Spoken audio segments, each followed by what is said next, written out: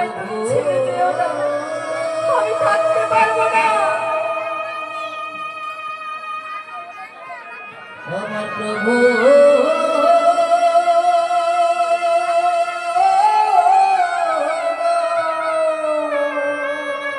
ভক্তমণ্ডলী বাবা ভক্তিমতী ইহজগতেও আমরা যেই মানুষটাকে নিজের জীবন দিয়ে ভালোবাসি, মন প্রাণ দেহ যার চরণে একটি বার সঁপে দিই, যার জন্য সমস্ত কিছু ত্যাগ করতে পারি, সেই জন যদি আমাদের কাছে এসে বলে যে আমি তোমাকে ত্যাগ করলাম, কোনো ভালোবাসার মানুষ যদি আমাদের মনে কষ্ট দেয়, আমাদেরকে ছেড়ে চলে যায়, কত কষ্ট হয় মা আমাদের। আজ একইভাবে গৌর হরিকে ভালোবেসে আজ গোবিন্দ ঘোষ কষ্ট পেয়ে বলছে, প্রভু তুমি পতিত পাবন হরি